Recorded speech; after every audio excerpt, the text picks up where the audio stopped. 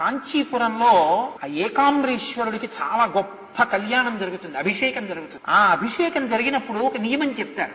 ఏకాంబరేశ్వరుడికి రాత్రి కళ్యాణం జరుగుతుంది. కాంచీ పట్టణంలో ఏకాంబరేశ్వరుడికి కళ్యాణం జరుగుతున్నప్పుడు ఇక ఎవరైనా పెళ్లి చేసుకోవడానికి ముహూర్తం ఉండదు. అప్పుడు చుట్టుపక్కల ఊళ్ళ నుంచి, జనపదాల నుంచి, పల్లెటూళ్ళ నుంచి వచ్చేసి పురోహితులు ఉండరు. కొన్ని వేల మంది దంపతులు మంటపాలు ఉండవు, కళ్యాణ మంటపాలు ఉండవు. చిన్న చిన్న దర్భాసనాలు, చాపలు వేసేసి కూర్చుంటారు. మొత్తం ఆలయ ప్రాంగణం చుట్టుపక్కల అంతా కూడా కూర్చుంటారు. లోపల సర్వేశ్వరుడు జీలకర్ర బెల్లం పెడుతున్నాడంటారు, ఇక్కడ జీలకర్ర బెల్లం పెట్టుకుంటారు. అన్ని చోట్ల మైక్రోఫోన్స్ మోగుతుంటాయి. ఆయన మంగళసూత్రం కడుతుంటారు, ఇక్కడ మంగళసూత్రం కడతారు. ఆయనకి దివ్య కళ్యాణానికి ముందు అభిషేకం జరుగుతుంది ఏకాంబరేశ్వరుడికి. ఆ అభిషేకం చూసి తీరాలంటారు. అది తదియ నాడు జరుగుతుంది, శుద్ధ తదియ. ఆ తదియ నాడు చైత్రమాసంలో చేస్తారు. చేసినప్పుడు మీరు ఇక్కడ ఆకాశంలో తదియనాటి చంద్రరేఖని చూస్తే కాంచీపురంలో అభిషేకం ఆనాడు జరుగుతున్నటువంటి ఏకాంబరేశ్వరుని యొక్క అనుగ్రహం కలుగుతుందని. ఎందుకంటే శివస్వరూపం చంద్రరేఖగా ఉంటుంది. కాంచీపురంలో మీకు ఎవరైనా బాగా తెలుసున్న వాళ్ళు ఉంటే